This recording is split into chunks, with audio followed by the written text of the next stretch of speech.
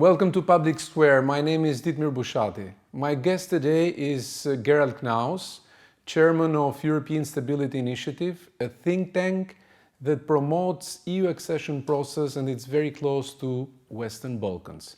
Gerald, I know that it might sound a little bit cynical to start with the accession process per se, given the recent history of the last decade. But it seems to me that the war in Ukraine has restored the identity of the enlargement process. With the candidate status of Ukraine and Moldova, it seems to me that the perception of EU's finality has somehow shifted from Balkans, let's say, to the Eastern Partnership countries. What's your main takeaway from this big picture? Well, thanks a lot. Let me perhaps start with a very basic question. Why would the European Union enlarge at all? Right? I mean, it's a union of states where it is hard to find common decisions. The more members, the harder to decide. It's a union that is based on solidarity, so some members pay more than others. The more members there are, especially if they are poor members, the less money there is for the poor members that are now inside. So the temptation at any moment in the history of the European Union and the European project has been not to enlarge. And remember, Switzerland at a certain stage said, we don't want more new cantons. The United States was not prepared to accept, this was a debate, the Philippines or other territories as new states.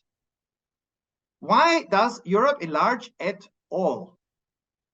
And if we look back, we see, and I remember the first big movement after the end of the Cold War, when there was a lot of doubt at first to even allow Austria, Finland, and Sweden. But at the end of the Cold War, there was this geopolitical sense, the world in turmoil. And so there was an agreement, yes, Austria, Sweden, Finland, and Norway, which didn't then in the end join, can join.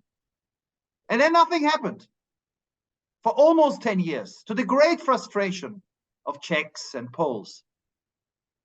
And then very, very slowly, the Union said, perhaps we enlarge. And then the big bang came. One was the end of the Cold War. Then we had the end of the Kosovo War. And at the end of the Kosovo War, there was again a shock in Europe. I remember in Germany, I was then in Sarajevo, where I am now. There was a shock of so many wars. The way to deal with this, to create peace, is to have a super big enlargement. And so at the end of 1999, the Union basically said, okay, we negotiate with 12 countries. These 12 then joined. And then nothing happened again. You know, Croatia was an exception. But actually, since then, except for Croatia, which joined late, the Union again was happy with the way it was. And what we see today, I hope, is the third opportunity. That after the end of the Ukraine war, the attack on Ukraine by Russia, and again with European leaders thinking, how can we make war impossible in Europe? How can we create a stronger Europe? This is a moment in which you can argue that yes, it is more difficult with more members. Yes, it costs more money, but the advantages of making war unthinkable and creating a big space with a big single market, with no barriers between countries, and a stronger Europe, after the end of this war, there is a new opportunity. And honestly, I think if there wouldn't be the war in Ukraine, the war on Ukraine by Russia now, I don't think the Union would enlarge again. Because with 27 members, too many members are happy with the status quo. But with the war on Ukraine and the realization that Europe is not complete and it's still a continent of war and destruction and refugees and catastrophes, let's put this all behind us. I hope this is also an opportunity for the Western Balkans. And this is why I think this is a moment for Western Balkan leaders to really very assertively and in a very focused way push in the capitals for a change in the current procedure, which is not leading to the accession that is necessary. Gerald, I remember very well last year, 24th of February, and we were all shocked after the invasion of Ukraine by Russia. And we were speaking among colleagues, and most of us were thinking that now we are living in a different reality, and many events will be triggered due to this war. And nowadays there are some EU officials telling us that because of this war, there has been some triggering events also in the Balkans, namely the start of the accession talks with Albania and North Macedonia, the candidate status to Bosnia and Herzegovina, and visa liberalization to Kosovo. Are we really speaking about new spirit in this EU accession process, or it's just the extension of a failed EU accession template from Western Balkans to Eastern Partnership countries?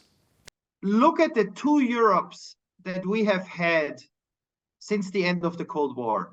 We had one Europe, the Europe where you were both in NATO and in the European Union, where war was unthinkable, political prisoners were unthinkable, civil war was unthinkable, and you had dramatic economic growth and prosperity. And this was true for any country that joined the European Union. I mean, the best example, I remember living in Ukraine in 93, 94, at the border with Romania, and crossing into Romania, which was then as poor as Ukraine. As poor, in fact, as a lot of the Western Balkan countries are today compared to the rest of the EU. When Romania was included in NATO and had a credible accession process, the transformation was enormous. Today, Romania's per capita GDP is higher than Croatia's. And Poland is catching up with the United Kingdom.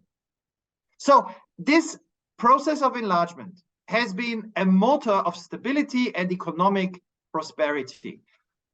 The difficulty is, for this to work, people need to believe that it is something that is happening soon on the horizon. When Romania started the accession talks in 99, after the Helsinki summit, after the Kosovo war, it was clear it would join in a few years. Everybody worked on this assumption. And so investors started coming in.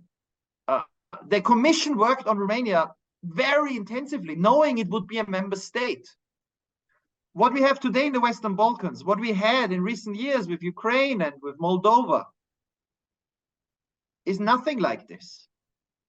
If you ask the Commission now when Albania or Serbia or Bosnia might be full members, they will tell you, don't talk about it. And when you ask member states, some member states, and I do that a lot, and you've done that a lot, you know, some of them say they will be members, but not in the next 20 years. And everyone knows that one member state is enough to block everyone, right? So it's not one, it's many that are blocking. So the reality is, we need a process where the people in the region, the civil servants who work on it because it's hard work over many years, where the business community inside the countries, outside the countries, and where the citizens see that Albania can be a member in 4 years. And then we've seen this in country after country after country. You have an explosion of focus and energy and trying to meet the conditions. And so my big question today is, given the doubt that we hear in, and we know where, Paris, The Hague, Berlin, Stockholm today, and many other countries, how can you create a credible goal that is credible, not just words, that says in 4 years, Montenegro and Albania, and indeed any country that is now on the road, if it works 4 years incredibly hard, will be in? How do you do that? That is the test, because the current process is one where you have all these steps, which we now know for sure don't mean much. You open talks with Turkey in 2005. It's further away from joining than it was in 2005. You become a candidate, North Macedonia, in 2005. 2 decades later, it is not clear that North Macedonia will open a single chapter. Serbia, Montenegro have been negotiating for more than 10 years. They are not closer to joining now than they were 5 years ago or 10 years ago. So this process doesn't work. We need a credible goal, but I'm convinced if we convince Europeans of a reform that creates a credible goal, then the same energy will transform all the countries in the Balkans in the same way Estonia, Latvia, Lithuania, Slovakia, or Romania were transformed. And so this is the big challenge, how to do that. You nailed it. Do we first need a political vision, a bold political vision, where you see basically Olaf Scholz and Emmanuel Macron saying that we need this region to be a part of European Union and we'll be working on that?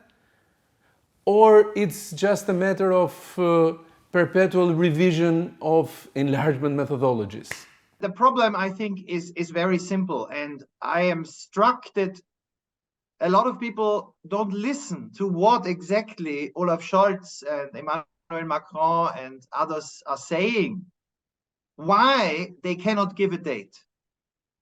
Why they don't, they say, Olaf Scholz says we want to accelerate. But he also says, first, the union needs to change. And then he asks for things that need to change in the union that we know will not happen. I mean, let's be very blunt. Go to the Baltic states, go to the Czech Republic, go to Slovakia, go to Hungary, and indeed some of the other even older member states.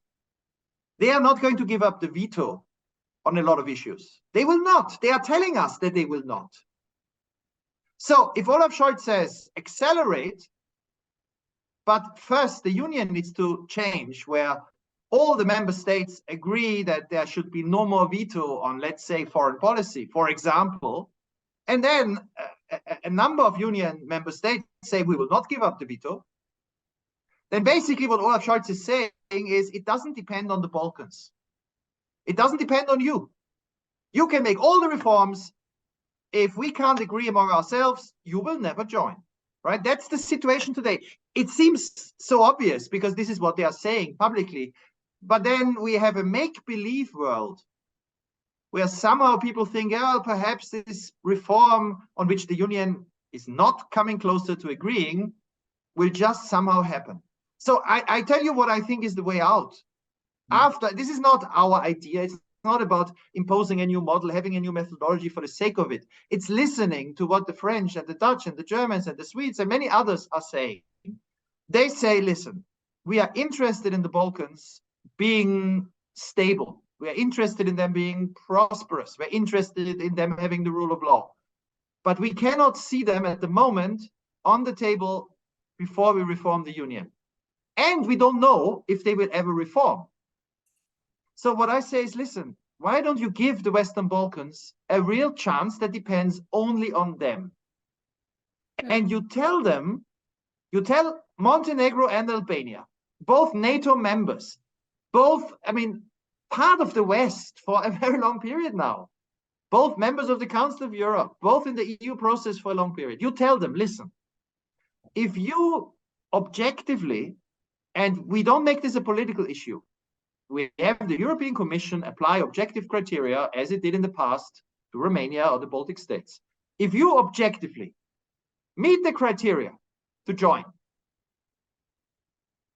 then we guarantee you one thing today. If we are not ready with our reforms, you can still, the moment you have done all the reforms objectively and you're prepared, you can then immediately join the single market. What does that mean? The 4 freedoms. What does that mean? That you live, your businesses and your people live like in the European Union. Norway is in the single market. And if you are a Norwegian business and if you are a Norwegian citizen, you can move everywhere in the EU. There are no barriers, non-tariff, of course, no tariff barriers, but no non-tariff barriers. in a way, this is what Europe was about for the first 40 years between the 50s and 1992. It was more than just a market. It's about full barrier-free Europe for citizens, for people, for capital, for goods. And that thing, countries in Europe could guarantee you now. It's not a new methodology. It's the old methodology. You negotiate to join the union as a member. But the one thing they can guarantee you now that does not depend on reforming the union is that if you meet this criteria and the union is not ready, that doesn't mean that you get nothing and you wait for 20 years. You could be in the single market in 4 years. Now, why is this good? It's not taking anything away. It's adding something. Because then I think the incentive for civil servants, for politicians, for civil society, for the Commission, and for businesses to work on this seriously the next 4 years is back. And once you meet all the criteria, the argument that a small country like Albania or Montenegro joining as a full member is also fine is a lot stronger. Because then the question is, you are already integrated in the single market. All the big, complicated technical issues are solved. Well, obviously, Albania and Montenegro are not going to overturn the balance of power. You've been showing for years in NATO that you're loyal. There is no obstruction, no vetoes. Why not become a full member? So I think that's the way Austria, Sweden, and Finland joined the union. The union at that time in 1989 was not ready for them to be full members. But at that time, the union didn't say you have to wait for 20 years. It says you can join the single market. We guarantee you that if you have the same rules and the same, you will be fully integrated. And then when they were fully integrated, the union actually changed its politics and said, actually, a year later, you can become a full member. I think that is a realistic way to energize the process. And I know there is a lot of skepticism in the Balkans. People think, oh, but that's a Class B membership. But I tell you, Norway pays a lot of money to be in that Class B membership because it's extremely, it's the difference between Britain being outside the single market and inside the single market. Britain or the United Kingdom outside the single market is paying a huge economic cost. They wanted to, it's their choice. So you are paying this cost without it being your choice. So do you think that member states will embrace this proposal? Because I see that we are spending lots of energies on regional cooperation, and rightly so, taking into consideration the bitter history of our region. There are lots of agreements being concluded under the Berlin process or other forums, including Open Balkan, which is only among Albania, Serbia, and North Macedonia. But I see basically no doctor or nurse or architect going from Belgrade to Tirana or from Tirana to Skopje or from Skopje to Pristina.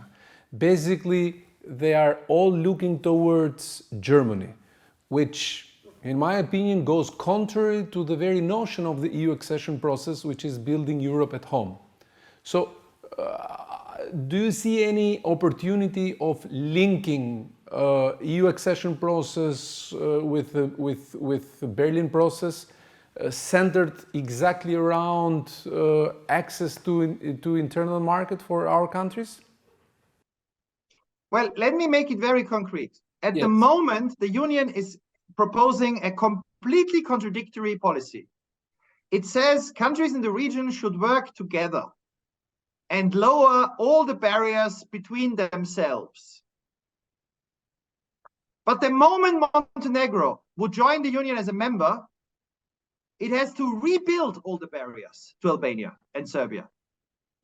So what the union is telling you, remove the barriers among yourselves, but then you can't join because it would make no sense, right? When Croatia joined the EU, it actually had to build the most expensive bridge in its history to just get around 20 kilometers of Bosnian territory because the trucks couldn't cross Bosnia.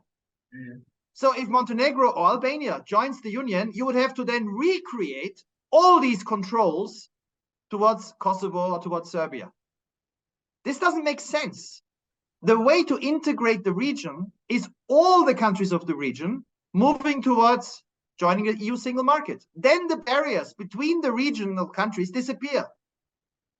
So what I very much hope, and I actually think you can offer this today also to Kosovo.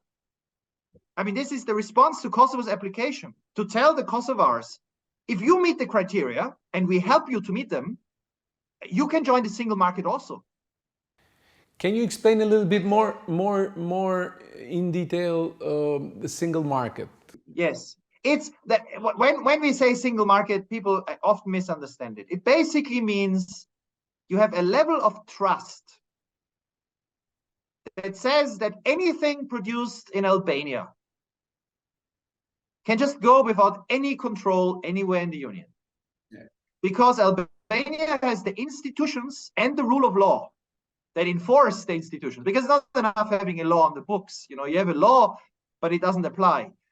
By Germany or France or the Netherlands agreeing that no product from Albania or Serbia needs to be checked, there are no barriers. They need to believe that you have the legal system, that you have the inspectors, that you have the rules that apply, and the ability to enforce EU rules. But once you remove all barriers, it's a massive economic investment and benefit that comes. And we see it today in Ireland. You know, Northern Ireland, for goods, remains in the single market because they don't want to have a barrier between Northern Ireland and the Republic of Ireland. For political reasons, for security reasons, it's good that this border is invisible. So actually, Northern Ireland is not a part of the United Kingdom that does best economically because it's in the single market, right? But that also took the Union to negotiate very, very tough with the United Kingdom, that it wants to have controls. So if the Union is so suspicious of the United Kingdom, and this is the difficulty of negotiations, that all the rules will apply in Northern Ireland, yeah, you can see how suspicious it will be towards the Balkans. So in fact, there are barriers between the Balkans and the Union.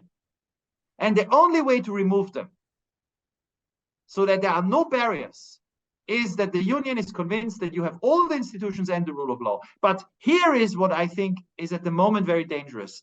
It took Romania negotiations from start to end, and it took the Baltic states, and it took Slovakia 3 to 4 years. Today, when you listen to the French president, he says, oh, the Balkans, the negotiations will take 20 years. Why? Right? If Romania could do it and then became a successful member, Albania, which has been negotiating for years already, of course can do it in the next 4 years if it wants to, and if it is helped. So I think we need to shift the thinking. And what is missing at the moment are people who make this argument strongly, persistently, and all the time in Paris, in Berlin, in The Hague, in Stockholm, and other capitals. And you know, there's one government which does that, or which is beginning to do that, and that is Ukraine. Yes. President Zelensky talks about the single market, the 4 freedoms, because Ukraine, after the war, has no chance of rebuilding its country, becoming a successful economy, without a clear perspective that it's fully part of the EU. If it is of the single market, if there are no barriers, there will be massive investment in Ukraine because there's huge potential. And I'm convinced the same is true in Albania and Montenegro, in Bosnia and Serbia. Discussing a little bit about the differences and similarities between Eastern Partnership countries, and namely Ukraine, Moldova and Georgia, and Western Balkan countries. What's your feeling when you see people in the streets of Tbilisi, or a few years ago in the streets of Kiev, or Moldova, Chisinau, waving the EU flags? But in Bosnia, in Sarajevo, we have seen protests, we've seen rallies in Belgrade, we've seen it in Tirana, but EU flag is nowhere to be seen. The reality is that if I am convinced, and this is what we are pushing for now, and the country where it should be the easiest to push this is Montenegro. It's in NATO, like Albania. It's been negotiating for 12 years now or longer. It's opened every chapter, in these negotiations. It's very small. It costs very little. And you don't need to change any institution. It would just take the place of the United Kingdom. The Union had 28 members and it worked. So it's not a change that requires. I do not understand why the Union is not telling Montenegro today that if you make the reforms, you can be a member in 3 years. And obviously, if it says this to Montenegro, it says the same to Albania and Serbia. And it's not saying this because the fear in the Union is at the moment that, and Olaf Scholz talks about a Union with 8, 9 new members. But the next step is, but before we take any, we need to change the Union. And that is a trap. But if it changes it, for Montenegro, Serbia, North Macedonia, Albania, Ukraine, Georgia, Kosovo, Moldova, and Bosnia, all of them can then compete to be prepared to fully join the single market. And once you are in the single market, the argument to be a full member is much easier to make. So I really think that we are missing an opportunity at the moment. I know I've been in Skopje and leaders there, they don't like what I propose. They say, oh, but we want full membership. And I say, yes, me too. But how do you get there? You are stuck. They say, no, but we need to talk about full membership. And I say, but Austria, Finland, Sweden, in 1990, they said, okay, we first join the single market. We show you that we want to be in the single market, and then we become full members. It was no detour. It was an acceleration. And I think this is why Albania and Montenegro can play a key role. They are both in NATO the longest. They both have no foreign policy issues, really, no bigger problems with the EU for a long period. If they come to the Union and say, listen, we want to be full members, that's our only goal. But give us the guarantee that if we meet the conditions and you are not ready, then at the very least, before the next EU budget is made, by 2027, we should be so close to join the single market. And then, of course, when you budget the next 7-year budget, you think of us inside the single market, so you give us also the kind of support we need. If Montenegro and Albania, I would hope Serbia, but politically it's a bit difficult at the moment. I would hope North Macedonia, but at the moment there's skepticism. But if just 2 countries and Ukraine make this argument, you can transform the debate. I'm convinced. So you are saying that it's mostly about aspirant countries transforming the debate and shaping the EU's thinking. It's a good idea having regional cooperation, but as I said, it's a contradiction with accession, because if you actually really integrate between, let's assume Kosovo joins the open Balkans. Joins this regional cooperation. And then one day, Montenegro or Albania joins the EU. Then you need to rebuild all the barriers. Everything you've built up with Kosovo, you need to destroy again. You need to build up controls everywhere. That's silly. You should push for every country in the region to be fully integrated into the EU single market by 2030, if it meets the conditions. And some of them will then be ready to become full members too. Gerald, this year and the next one, it's quite critical because there is a series of elections, starting with the elections in Poland, but also the Euro elections next year, and there will be also a new European Commission. Do you see a window of opportunity of advancing this proposal? Because to my understanding, it's quite similar with the visa liberalization approach, where we have been working together.